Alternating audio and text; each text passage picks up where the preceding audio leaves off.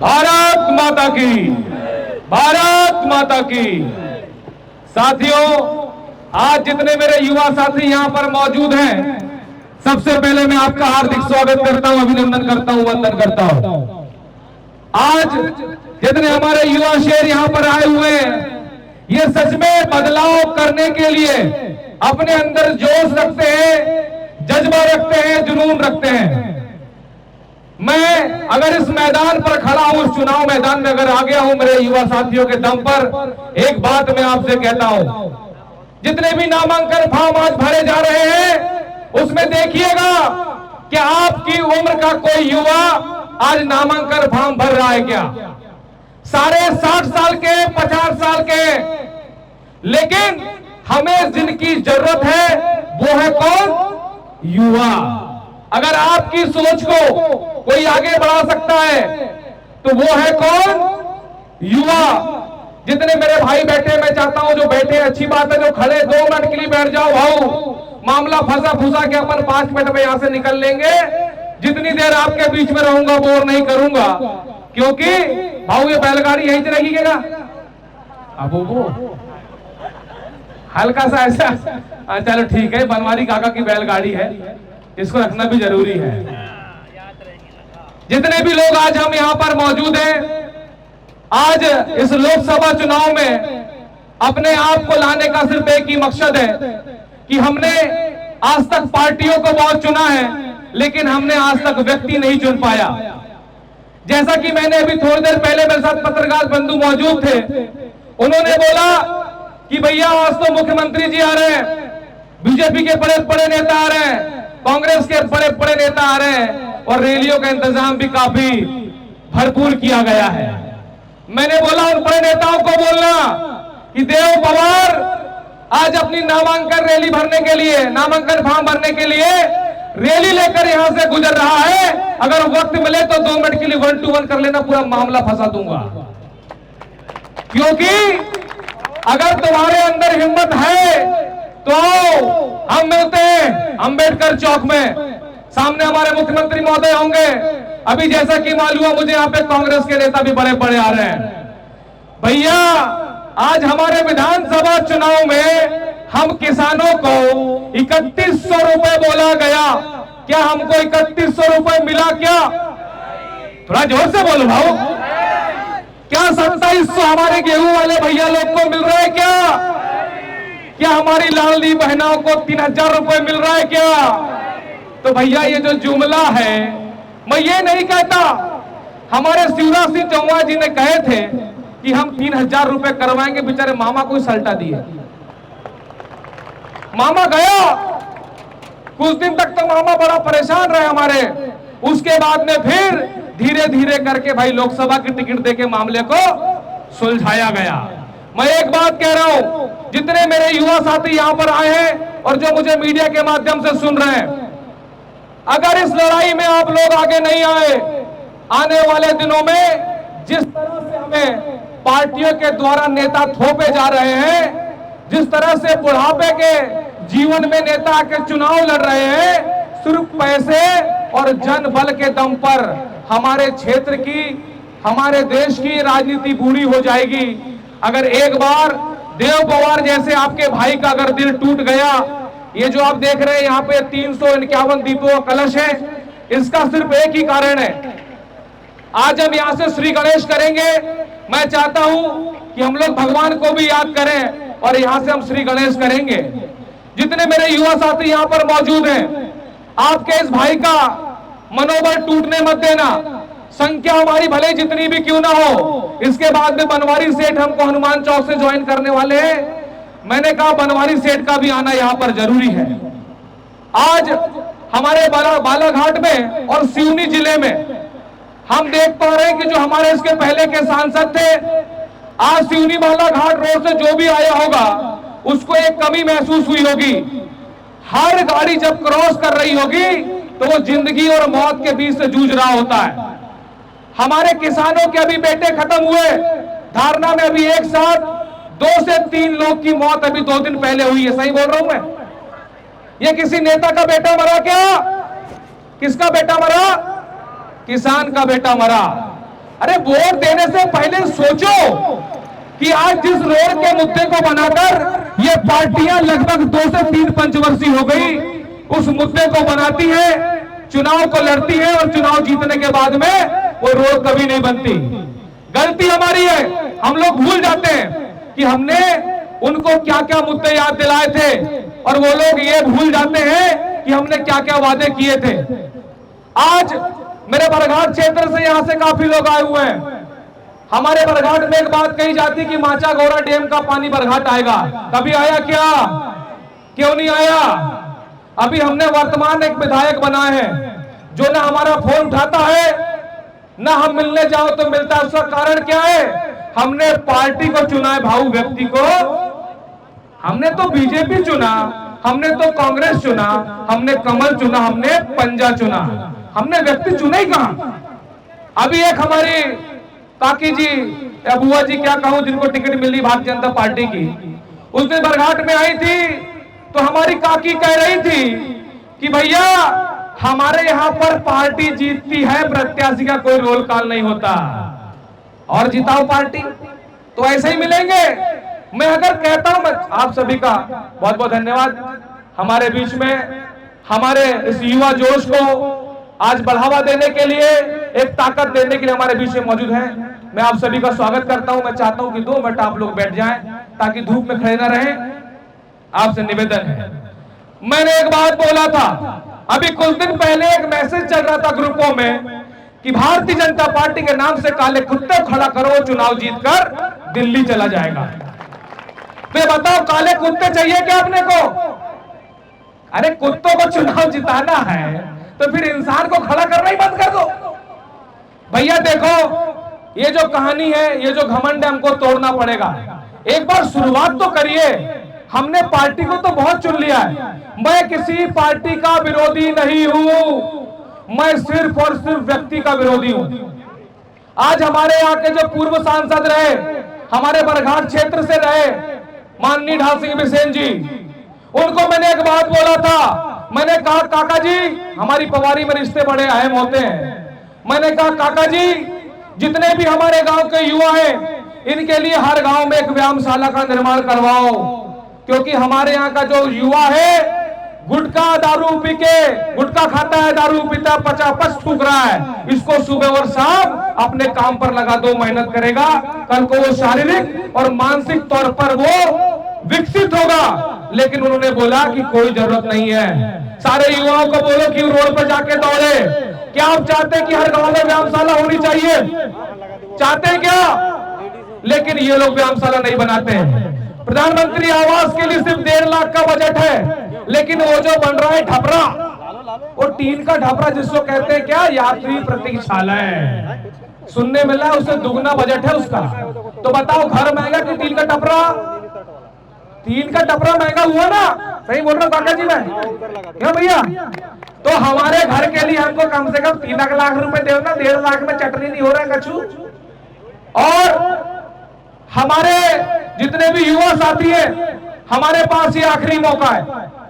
इस बार जो भारतीय जनता पार्टी से प्रत्याशी आई है, मैं महिलाओं का सम्मान करता हूं, लेकिन एक बात मैं आपसे कहता हूं कि आज उनको उनका कार्यकर्ता नहीं जान रहा है, उनका वोटर नहीं जान रहा है। लेकिन उसके बाद भी वो कहते हैं कि नहीं नहीं नहीं नहीं, आप उनको मत देखो, आप तो कमल के फूल को देखो, आप तो मोदी जी को देखो। मैं तो कहता हूं एक काम करो, सांसद का चुनाव आप मत करवाओ भैया, सीधे प्रधानमंत्री का बटन दबा दो। मैं तो कहता हूं मत करो ये सब।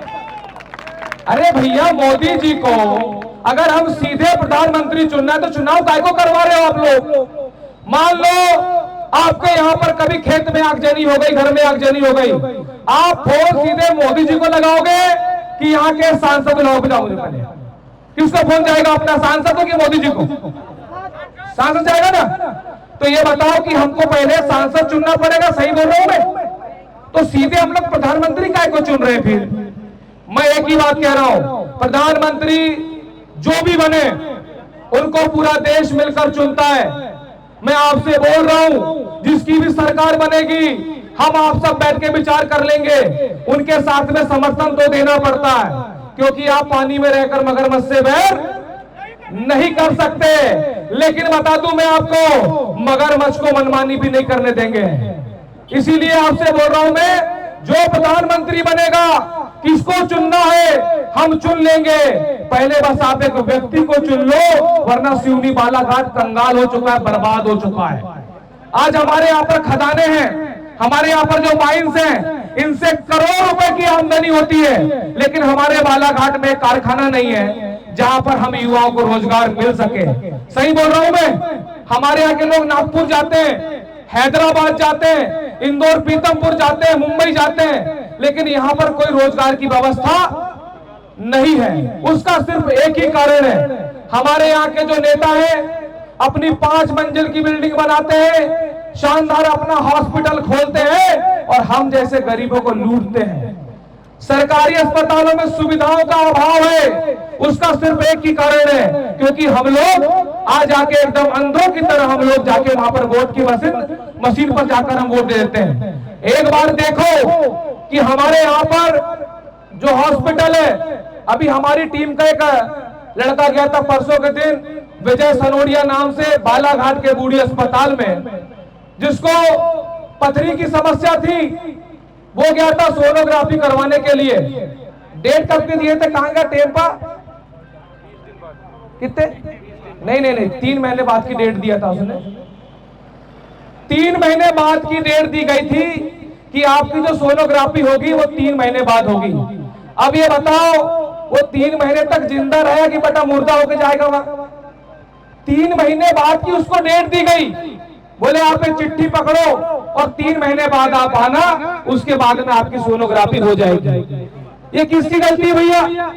ये गलती तो हमारी हुई ना, क्योंकि हम ही चुन रहे हैं उनको। एक बात मैं आपसे कहना चाहता हूं, इससे अच्छा मौका दोबारा नहीं मिल पाएगा। हमारे बीच में जो बीजेपी प्रत्याशी है वो भी बहुत कमजोर है, उनको गांव में कोई नहीं जानता, वोट देने वाला जानना चाहिए, उनको सुनना चाहिए। अगर आप सुनोगे नहीं, किसी को चुनोगे नहीं। मैं आपसे एक बात कह रहा हूं, मुझे जो है जितना गांव का बच्चा जानता है, हर शहर का बच्चा भाई हमारा जानता है, बूढ़ा जानता है, महिलाएं जानती है। और उसके बाद जो हमारे कांग्रेसी प्रत्याशी है, उनको टिकट तो मिल गई, लेकिन आज भी उनकी टिकट कटवाने के लिए उन्हीं की पार्टी के लोग दिल्ली में जाकर बैठे कि टिकट को काट दो। अब सोचो, जिस पार्टी के अंदर एकता नहीं है वो हमें क्या संभालेंगे? भैया पार्टी जो है ताश के पत्तों की तरह बिखर चुकी है। जो लोग कांग्रेस पार्टी को वोट कर रहे हैं, मैं उनसे एक बात कहना चाहता हूं, अपना वोट 30 साल से आपने खराब किया है। क्या 30 साल से कांग्रेस का सांसद हमारे यहां पर बना क्या बताइए मुझे आप? नहीं बना ना, इस बार भी नहीं बनेगा। इस बार तो एकदम ऐसा प्रत्याशी आए कि अब क्या ही बता दूं, भैया है हमारे, लेकिन राजनीतिक रण क्षेत्र में सबका मामला फंसाना पड़ता है। अभी उनको बोल दो एक भाषण देने के लिए, नहीं दे पाएंगे। जब मैं कहता हूं आप किसी को सुन नहीं सकते, तो फिर आप उनको चुन नहीं सकते। अरे बोलते भी तो आना चाहिए। संसद भवन में जाके क्या ये लोग वहां पे वो खर्रा ऐसा करेंगे क्या? भैया वहां जाके चिल्लाना पड़ता है। लेकिन हमारे यहाँ पर जो प्रत्याशी आए हैं वो पैसे के दम पर जीतना चाहते हैं। पैसे सबसे लेना, जो पैसे बांटने आए बराबर लेना। लेकिन एक बात याद रखना, जब कोई आपको आके कहे अब की बार, तो आप कहना हमारा भाई, देखो नारा भी अपना बराबर जुड़ रहा है, अब की बार, तो देखो ये अपना नारा जुड़ रहा है। देखो लोग कहते हैं 400 पार, अपने को नहीं कहना है, उसमें मामला फंस जाएगा। तो आप लोग जितने भी हमारे युवा साथी हैं, रिश्तेदारों को फोन करिएगा, अपने गांव वाले लोगों को आप समझाइएगा कि इससे अच्छा मौका दोबारा नहीं मिलेगा। और मेरे साथ आप लोग जितने भी हमारे भाई लोग हैं, हम लोग साथ में जाएंगे यहां से लेके कलेक्टेड तक, और हम लोग आज नामांकन फॉर्म दाखिल करेंगे। और मैं देखना चाहता हूं कि हमारी जो भीड़ है, आज हमारे उन जो चौक में हम लोग भाषण देने वाले हैं, वहां पर भी लोग जुटेंगे। और आज आपके बीच में एक युवा प्रत्याशी के रूप में मैं खड़ा हूं। और कुछ दिन पहले कोई पार्टी के लोगों ने हमारे कार्यालय को भी तहस नहस कर दिया। आपको कुछ लोग को मालूम हुआ होगा कि हमारा एक कार्यालय गर्रा में भी था, लेकिन गर्रा का जो कार्यालय है उसको दबाव के चलते वहां से हमको हटाना पड़ा। और हमारी मजबूरी थी कि हमें 1 घंटे में अपना जो है पूरा का पूरा कार्यालय खाली करना पड़ा और कहीं और शिफ्ट करना पड़ा, हालांकि हमें भी कमरा नहीं मिल पाया है। मुझे आज मालूम हुआ कि बालाघाट में फुटबॉल ग्राउंड में हमारे युवा साथियों को सुबह सुबह दौड़ने के लिए पैसे लगते हैं। सच्चाई कितनी है मैं ये नहीं जानता मैं, लेकिन मुझे हमारे युवा साथियों ने बोला कि बोले भैया अगर हमें सुबह सुबह ग्राउंड में जाना है, तैयारी करना है, तो उसके लिए हमें पैसे देने पड़ते हैं। भाई जो ग्राउंड सरकारी है उसमें पैसे देना किस बात का मुझे समझ में नहीं आता। हालांकि इसके बारे में मैंने बोला हमारी टीम को कि आप लोग पता करिए, इसका हम लोग पुरजोर विरोध करेंगे। और आज हम लोग नामांकन फॉर्म भरने के बाद जितने भी हमारे भाई लोग हैं 10 मिनट का समय आप मुझे दीजिएगा उसके बाद में, क्योंकि हमें जितने भाई हमारे वहां पर कलेक्टर ऑफिस के सामने खड़े होंगे, मैं चाहता हूं कि सबका एक एक का नंबर हमारे पास में मौजूद रहे, ताकि हमें मालूम हो कि जो दूध होता है, दूध से दही बनता है, उसके बाद में वो मलाई वलाई का मामला होकर जो लास्ट में घी बचता है, हमारे पास में घी की मात्रा कितनी है। हजारों की भीड़ में हमने नामांकन रैली देखे बालाघाट जिले और सिवनी जिले में। नामांकन रैली की भीड़ वोट में तब्दील कितना होती है आप जानते हैं। आपके साथ में लाखों की भीड़ हो उससे मतलब नहीं होता, लेकिन आपको दिल से चाहने वाले कितने हैं वो बहुत मायने रखते हैं। आज भले हम संख्या बल में कम होंगे, लेकिन आपको बता दूं कि जैसे हमारा बनवारी काका हमको आगे ज्वाइन करेगा, ये मामला फंसने वाला है। मैंने बोला बैलगाड़ी का इंतजाम करो, हमारा बनवारी सेठ जब आएगा बांगा के साथ में तो जरा लगना चाहिए कि वो जो अपना देसीपन होता है। मैंने आप सबके बीच में कॉमेडी के माध्यम से जगह बनाया हूं। कॉमेडी करके मैं लगभग 3 साल से मेहनत कर रहा हूं, और जितने दोनों प्रत्याशी हैं भारतीय जनता पार्टी और कांग्रेस के, मेरे से 10% भी क्षेत्र को नहीं घूमे। ये बताइए कि कभी भारती पारदी जी हमारे बरघाट में आई क्या? इसके पहले आज तक आई क्या? 4-5 साल पहले नहीं आई, ना कांग्रेस प्रत्याशी कभी आए। लेकिन आपका भाई देव पवार बैहर भी गया, परसवाड़ा भी गया, लांजी भी गया, बालाघाट, वाराणसी, कटंगी भी गया। सही बोल रहा हूं भैया मैं? और मैं हमारे सिवनी के आखिरी छोर मातृधाम और अपना जो पूरा जो आखिरी का इलाका है, मैं उधर भी घूमा हूं। तो भैया युवा जोश है इसलिए मैं घूम पा रहा हूं। आप लोग एक बार साथ दो, क्योंकि ये मौका दोबारा नहीं आएगा। अगर हमारे जैसे युवा राजनीति पर नहीं आए, हमारे क्षेत्र की राजनीति सारी की सारी बूढ़ी हो जाएगी। अभी एक बात मुझे लोगों ने बोले भैया जब हम नेताओं से मिलते हैं तो वो हमसे मिलने में दूरियां बनाते हैं। अरे भैया हम लोग नेता को नेता बनाते जा रहे हैं, अमीर को अमीर बनाते जा रहे हैं, तो सिंपल सी बात है कि हमारे और उनके बीच का जो फर्क है वो बहुत बड़ा हो चुका है। आप जब घर में जाकर बैठते हैं तो वो कहते हैं कि भाऊ सो रहे हैं, भाऊ रात में लेट आए हैं, हमारी बाई सो रही है, मैडम जी रात में लेट आई है। अरे भैया ऐसे व्यक्ति को चुनो। हम किसान हैं, किसान के बेटे हैं, हम लोग मेहनत करने वाले लोग हैं। आधी रात में भी कोई पुकारता है तो हम जनता के बीच में होते हैं। तो भाई आप लोग किसान को चुनो, किसान के बेटे को चुनो। ये बताइए मुझे, क्या मेरी उम्र का कोई भी नौजवान युवा अभी सिवनी बालाघाट लोकसभा क्षेत्र जब से बना है, क्या मैदान में निर्दलीय प्रत्याशी के तौर पर आया है? क्या कभी आया है? क्या क्यों नहीं आ पाया? कभी आपने सोचा इस बारे में?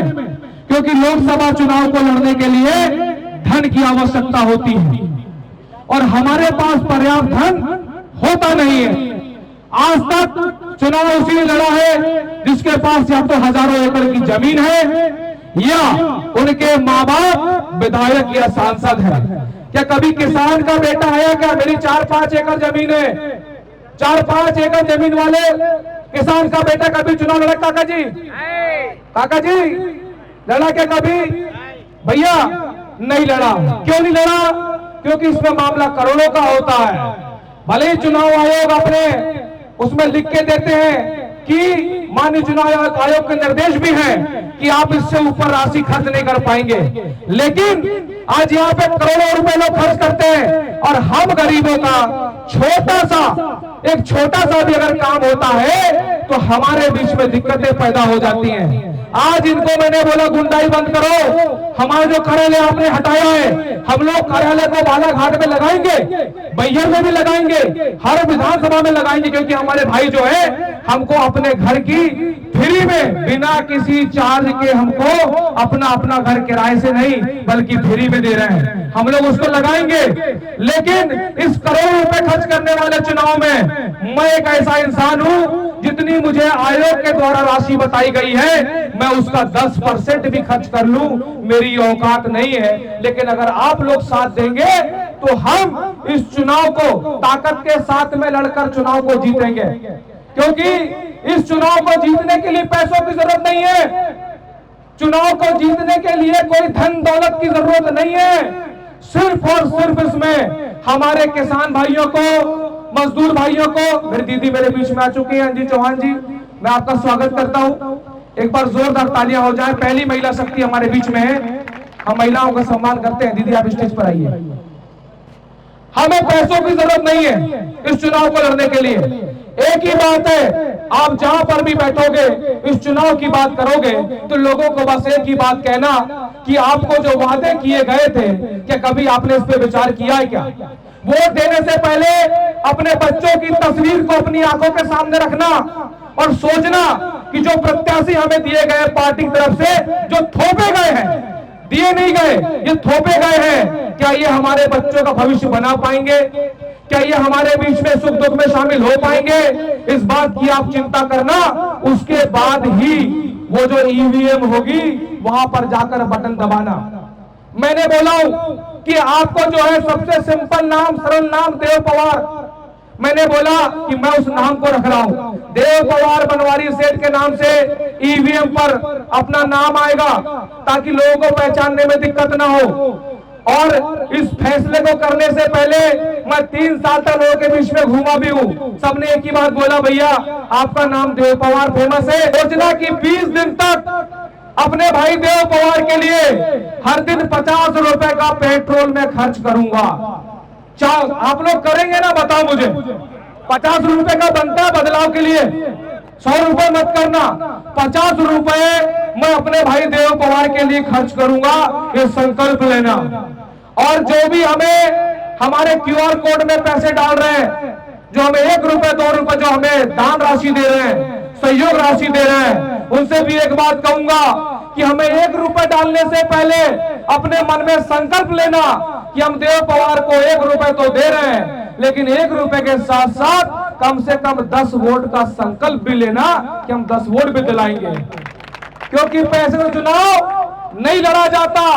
हमारे पास में मुद्दे हैं भैया, दोनों पार्टी पागल हो गई है, झूठ नहीं बोल रहा हूं मैं, इनके पैरों तले जमीन खिसक गई है, क्योंकि मैं भी पहले किसी ना किसी पार्टी में था, आप भी किसी ना किसी पार्टी में हैं और किसी ना किसी पार्टी में रहेंगे।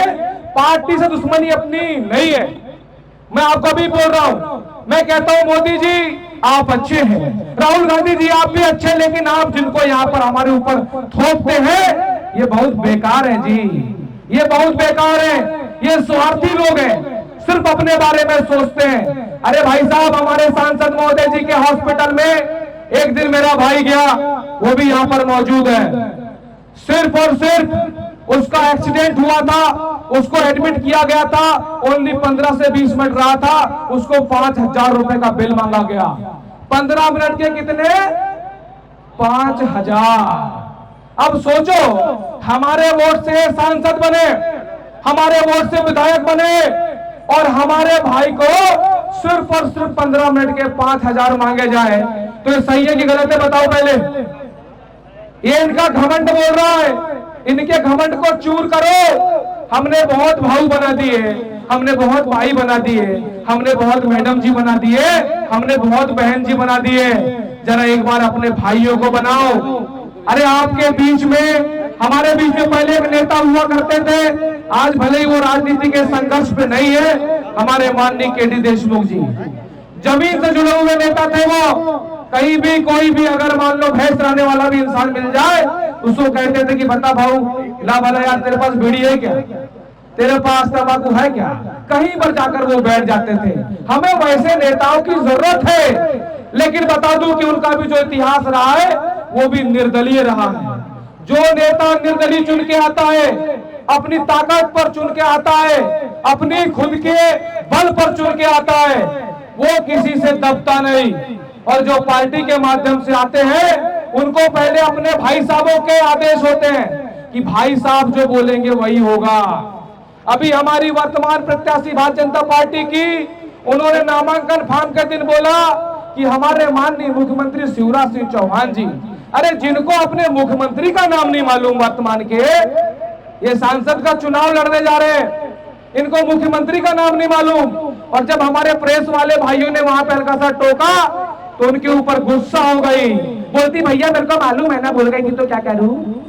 अरे ऐसा कैसे हो जाएगा भाई, सांसद प्रत्याशी के लिए आप आए हो मैदान में, आंटी जी नाम नहीं भूलना, क्योंकि अगर आप नाम भूल जाएंगे तो हमारी जनता आपको ना समझ समझेगी और फिर वो वोट नहीं देगी। लेकिन मेरे भाइयों, आपके बीच में अगर आपका भाई युवा आ गया है, एक बार ताकत लगा देना। देखो हमारे सामने से भी अभी सब लोग जा रहे हैं, हम भी थोड़ी देर बाद इसी रोड पर होंगे। हमारे नारों में कमी मत करना, हमारे जोश में कमी मत आने देना, क्योंकि हमको इस बार ये पहचानना भी है कि हमारे बीच में वोट लेने कौन आया है और वोट काटने के लिए कौन आया है। यहाँ पे बहुत सारे दोगले हैं जो इस चुनावी मैदान में उतरे हैं, लेकिन वो वोट लेने के लिए नहीं, वोट काटने के लिए मैदान में उतरे हैं। दोगलों को पहचानना बहुत जरूरी है, क्योंकि हमारे यहाँ पर मैदान में बहुत सारे लोग उतरते हैं और उतारने वाले भी एक पार्टी के लोग होते हैं, उनको समझना पड़ेगा। और ये हमारा दीप यहाँ पर तैयार हो रहा है, और जो एक गाना भी हमने बनाया है, शिवनी बाला घाट के भाग खुल जाएंगे, वो गाने के ऊपर यहाँ पर दीप नृत्य होगा। और मैं चाहता हूं कि आपका सम्मान मिले।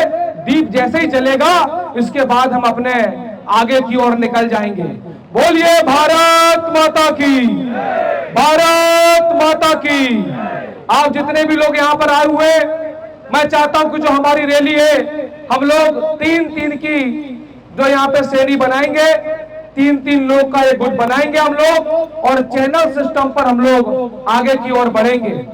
तो 3-3 का हम लोग का पूरा सेटअप रहे, और हम लोग ताकत के साथ में वहां पर जाएंगे। संख्या के ऊपर ध्यान मत देना, क्योंकि आज जो मेरे बीच में यहाँ पर आए हैं, देव पवार के इस कैमरे में कैद हो रहा है। मैं जब चेहरे को देखूंगा कि मेरी पहली नामांकन रैली में मेरा साथ देने के लिए कौन आया था, तो ये वहां पर आपके चेहरे मेरे कैमरे में कैद है। जब मैं देखूंगा तो मुझे इस बात की खुशी होगी, मैं चाहे जहां पर भी जाऊं, विधायक बनाओ आप, सांसद बनाओ या जो भी बनाओ, लेकिन मैं अपने पहले वीडियो को कभी नहीं भूलूंगा, क्योंकि मेरी ये पहली नामांकन रैली है। अक्सर देखा जाता है कि जो निर्दलीय प्रत्याशी होते हैं उनके साथ में मंच पर बैठने वाले 4 लोग नहीं होते, लेकिन मेरे यहाँ पर मंच में बैठने वाले ये 40 लोगों से कम नहीं है। निर्दलियों को भैया ऐसे देखा जाता है जैसे बिना माँ बाप का बेटा, लेकिन आज हमारे साथ में वो स्थिति नहीं है। हमारे भाइयों ने, हमारी बहनों ने माँ बाप भाई बहन हर रिश्ते की कदर करते हुए मुझे आज सहारा दिया है। और समय भी जो है, अब समय का पहिया है बड़ा सख्त होते जा रहा है, समय का पहिया है बड़ा सख्त होते जा रहा है। और जब जब मैं घड़ी देख रहा हूं, हमें नामांकन फॉर्म भरने का वक्त होते जा रहा है। तो अब भर दे नामांकन फॉर्म चल के। भैया भारती जी, मामला पूरा सेट है, अपना वो फॉर्म आ गया, देखो पूरा रेडी है, अपने प्रस्तावकों के साइन करवा लो, नोटरी करवा लो उसके बाद में, क्योंकि सब हो गया। अरे वाह गजब, ये हमारे शेर हैं, ये मेरे भाई लोग हैं जो मेरे साथ में कंधे से कंधा मिलाकर खड़े, पर उनका नाम बता दूं मैं। हमारे बीच में हमारे चौधरी जी हैं जो कि बालाघाट से हैं, एक बार जोरदार तालियां हो जाए हमारे बड़े भैया के लिए। ये मेरी हर सभा में माइक को सबसे पहले थामते हैं और बोलते हैं कि किसी भी मंच पर अगर सबसे पहली आवाज होगी तो वो मेरी होगी, यानी भाई की होगी। बताओ, निर्दलियों को मंच पे बोलने के लिए लोग नहीं मिलते, मेरे साथ में तो इतने सारे मेरे भाई लोग बैठे हुए हैं। हमारे बीच में बरघाट से हमारे राजेंद्र ठाकुर जी, एक बार जोरदार तालियां हो जाएं। हमारे बीच में जो मेरे साथ में जिस दिन मैंने आज के 3 साल पहले जब मैं रण क्षेत्र में आया था लोकसभा के, मैंने कहा था भैया मेरा आप साथ देना, और उन्होंने बोला था कि वक्त को आने दो, मैं आपके साथ में कंधे से कंधा मिलाकर खड़ा रहूंगा। मेरा भाई मेरे साथ में आज खड़ा। एक बार बहुत बहुत धन्यवाद बड़े भैया आपका। मेरे अंकित जैतवाल मेरे भाई जो कि वकालत करते हैं, अधिवक्ता हैं, हमारे भाई फिलहाल में मेरा साथ दे रहे हैं। एक बार जोरदार तालियां मेरे भाई के लिए हो जाए जो कि बालाघाट से है। मेरा बालचंद काका देखिए मेरे साथ वीडियो में, देखिए कहने का जो बनवारी सेठ को बीड़ी पिलाता है, लेकिन यहाँ पर ये दोनों पार्टी को बीड़ी पिलाएगा हमारा बालचंद। एक बार पान भी ला दिया भाऊ, ये है हमारा बालचंद। एक बार जोरदार तालियां हो जाए। हमारे बीच में हमारे मनोज भैया हैं। मनोज भैया एक बार खड़े हो जाइए। अरे क्या बात है भैया, आइए। बहुत बहुत धन्यवाद। हमारे बीच में हमारे कटंगी सावरी की हमारी जो पूरी टीम है, काका जी कहाँ है? अब वो हमारे काका जी के बिना मामला नहीं फंसेगा। हमारे राजू भैया किधर गए? हमारे मनोज भैया जो कि मेरे साथ में इस जंग में कंधे से कंधा मिलाकर लड़ रहे हैं, वारासिवनी के हमारे शेर। एक बार जोरदार तालियां हो जाए। देखिए जिनसे भी मिलवा रहा हूं, मिलवाने से पहले बता दूं, हमारे एक एक युवा 100 पर भारी है भैया, क्योंकि इनका जो दम है वो 100 इंसान को अपने साथ में लेकर चलने का दम है। ये वो युवा शेर है। बहुत बहुत धन्यवाद बड़े भैया आपका, जो आप इस मेरी जंग में साथ दे रहे हैं। बहुत बहुत धन्यवाद। हमारे मिनेश गौतम जी जो कि वारासिवनी से, एक बार जोरदार तालियां हो जाएं। ये सब 100 पर भारी है। और आप सबके बीच में हमारे बांगा भैया अली भाई, आजा खड़े जाओ। बांगा सब जानते हैं, बांगा को, अली भाई को। तो ये हमारे अली भाई है जो कि मेरी इस जंग में मेरा साथ दे रहे हैं। अपने काम धंधे 4 महीने से बंद कर दिए, बोले भैया भूखे नहीं मरेंगे, लेकिन इस चुनाव को हम लोग लड़ेंगे और सारे युवाओं के लिए, सारे किसानों के लिए हम इस चुनाव को जीतेंगे भी। एक बार जोरदार तालियां हो जाए हमारे भैया के लिए। और हमारे बीच में आदरणीय हमारे अभिषेक भैया है जो कि परसवाड़ा से हैं। हमारे अभिषेक भैया ने, मैं परसवाड़ा के गांव में घूमने के लिए बहुत तकलीफ में था कि मैं हमारे ट्राइबल क्षेत्र में कैसे कैसे घूमूंगा, हमारे आदिवासी भाइयों के बीच कैसे कैसे पहुंचूंगा, तब मेरा साथ आदरणीय हमारे अभिषेक भैया ने दिए। एक बार जोरदार तालियां हो जाए हमारे अभिषेक भैया के लिए। पूरा दिन दिए हमारे लिए, रात के 12 बजे तक घूमे हम। उसके बाद में मेरे योगेश भाई है जो कि ग्राम भंडारमोरी से हैं। ये वो युवा शेर है जो कि मैं एक दिन पठार क्षेत्र में था, मैंने बोला भैया मैं 3 बजे तक पठार क्षेत्र की 22 पंचायतों में से लगभग मैंने 10-12 पंचायत घूम लिया हूं, मेरे को एक बार आपके क्षेत्र में घुमा दो। भाई साहब ने आधे घंटे में लाइन अप किया और अपने क्षेत्र की लगभग 9 सभाएं मुझे करके दिए। एक दिन बहुत बहुत धन्यवाद आपका योगेश भाई। और हमारे बीच में हमारे आदरणीय काका जी उपस्थित है। बिसेन जी मैं नाम लेना चाहूंगा, बुजुर्गों का नाम लेना ठीक नहीं है। हमारे बीच में हमारे काका जी है जो कि लाल बर्रा से है। एक बार जोरदार तालियां हो जाए हमारे काका जी के लिए। हमारे आदरणीय भैया जो कि ग्राम खिवरी से पटले जी, इनके लिए एक बार जोरदार तालियां हो जाए जो हमारे यहाँ पर साथ दे रहे हैं।